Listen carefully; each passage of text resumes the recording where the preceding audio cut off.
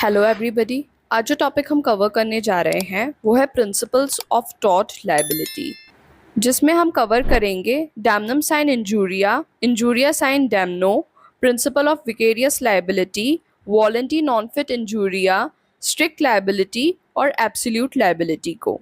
Torts के general principles of liability को समझने से पहले ये ज़रूरी है कि हम समझें कि टॉर्ट्स क्या होता है। टॉर्ट्स बेसिकली सिविल रॉन्ग्स होते हैं जिनकी वजह से सिविल डैमेजेस आते हैं। टॉर्ट्स वो राइट्स हैं जो हर एक व्यक्ति के पास में होती है, पर इन राइट्स को एनफोर्स करने के लिए लॉ के द्वारा रिकग्नाइज किया जाता है प्रिंसिपल को, जिसे कहा जाता है प्रिंसिपल्स ऑफ टॉर्ट लायबिलिटी। जैसा कि हम सभी जानते हैं कि जो लॉ ऑफ टॉर्ट है वो कोडिफाइड नहीं है, मतलब जिस तरह से इंडियन पीनल कोड है इसके अंदर सेक्शंस होते हैं, पर ऐसा कोई कोड हमारे पास टॉर्ट्स के लिए नहीं है जिसमें सेक्शन वाइज सारी बातों को बता रखा हो।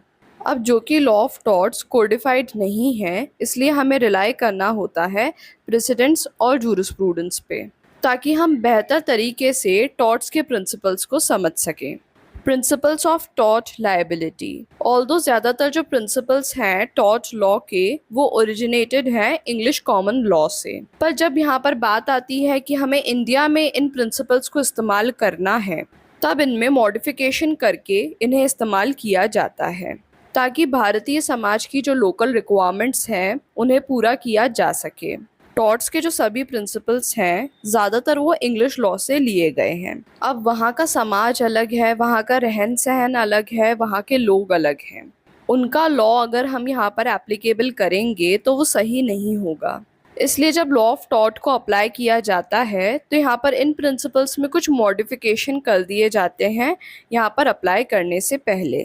डैमनम साइन इंजूरिया एक लैटिन लीगल मैक्सिम है जिसका मतलब होता है डैमेज विदाउट इंजुरी, जिसका मतलब होता है कोई एक्चुअल लॉस हो जाना पर यहाँ पर किसी भी लीगल राइट्स का इन्फ्रिंज ना होना। सिर्फ पैसे का नुकसान टॉर्ट नहीं कहलाता है। अगर हम टॉर्ट की बात करें तो यहाँ पर जब आपके अधिकारों का वायलेशन होता है तभी हम कह सकते हैं कि कोई टॉर्ट हुआ है।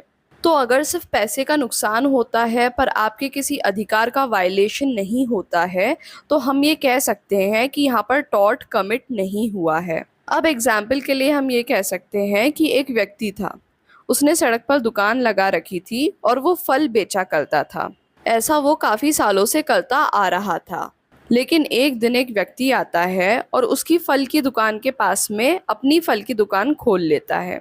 अब स्वाभाविक सी बात है कि इससे जितना प्रॉफिट पहले हुआ करता था उतना प्रॉफिट अब इस व्यक्ति को नहीं होगा, क्योंकि लोग दूसरे वाली दुकान पर भी जाएंगे, जिसका मतलब हम ये निकाल सकते हैं कि यहाँ पर पैसे का नुकसान हुआ है।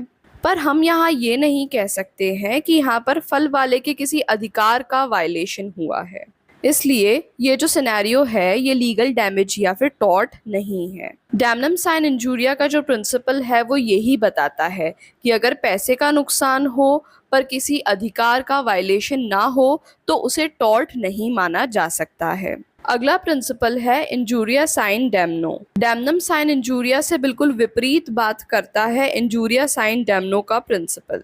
ये प्रिंसिपल बताता है कि अगर कोई पैसे का नुकसान ना हुआ हो पर अधिकारों का वायलेशन हुआ हो तो हम इसे टॉर्ट कह सकते हैं। डैमनम साइन इंजूरिया में हमने अभी पढ़ा कि अगर हमें पैसे का नुकसान हो जाता है पर हमारे किसी भी अधिकार का वायलेशन नहीं होता है तो ये टॉर्ट नहीं है। इंजूरिया साइन डैमनो कहता है कि भले ही आपको पैसे का नुकसान ना हो पर अगर आपके किसी अधिकार का वायलेशन हुआ है, अगर आपके किसी अधिकार का इन्फ्रिंजमेंट हुआ है तो ये टॉर्ट कहलाएगा। एग्जाम्पल के लिए, अगर कोई व्यक्ति रात को दूसरे व्यक्ति के घर में घुसपैठ करता है, वो वहाँ से कुछ भी चुरा कर लेकर नहीं जाता है पर उससे बिना पूछे उसके घर में घुस जाता है, तो भले ही यहाँ पर कोई डैमेज नहीं हुआ है पर यहाँ ट्रेसपास करके जो व्यक्ति है उसने सामने वाले व्यक्ति के राइट टू प्रोटेक्ट प्रॉपर्टी को नुकसान पहुँचाया है। इसलिए ये व्यक्ति लायबल है कॉम्पनसेशन पे करने के लिए और ये सिनेरियो टॉर्ट कहलाएगा। अगला प्रिंसिपल है principal of vicarious liability. Tort का जनरल रूल ये कहता है कि जिस भी व्यक्ति ने नुकसान पहुंचाया है उस व्यक्ति को कॉम्पनसेशन देना पड़ेगा। पर कितनी बार ऐसा भी होता है कि थर्ड पार्टी भी लायबल हो जाती है और ऐसी लायबिलिटी को विकेरियस लायबिलिटी कहा जाता है। विकेरियस लायबिलिटी तभी अराइज होती है जब कोई लीगल रिलेशनशिप हो डिफेंडेंट और थर्ड पार्टी के बीच में। एग्जाम्पल के लिए जो लॉ ऑफ पार्टनरशिप है वो बताता है कि पार्टनर्स एक दूसरे के एजेंट्स भी होते हैं। तो अगर एक पार्टनर के द्वारा कुछ गलती की गई है तो दूसरा पार्टनर अपने आप लायबल होगा। Vicarious liability master servant relationship में भी अराइज हो सकती है। एम्प्लॉयमेंट के दौरान जो रिलेशनशिप होता है एम्प्लॉयर और एम्प्लॉय के बीच में, वो मास्टर सर्वेंट रिलेशनशिप ही कहलाता है और यहाँ पर विकेरियस लायबिलिटी अराइज हो सकती है। अगला जो प्रिंसिपल है वो है वॉलंटरी नॉन फिट इंजूरिया।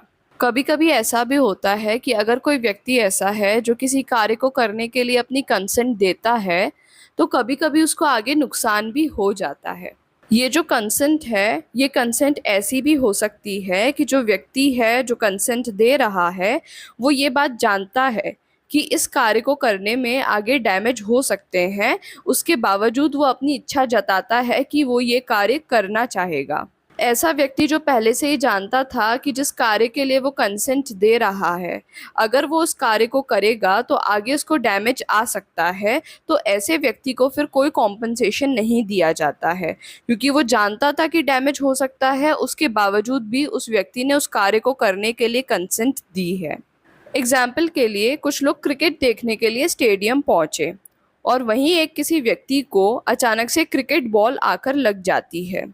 अब यहाँ पर जिस व्यक्ति को क्रिकेट बॉल से लगी है वो कॉम्पनसेशन क्लेम नहीं कर सकता है, ना ही बैट्समैन से ना ही ऑर्गेनाइजेशन से जिसने क्रिकेट मैच को ऑर्गेनाइज किया है। ऐसा इसलिए क्योंकि वो व्यक्ति जानता था कि हो सकता है कि बॉल उसको आकर हिट कर जाए अगर वो मैच देखने जाता है, उसके बावजूद भी उसने टिकट खरीद के अपनी कंसेंट दी।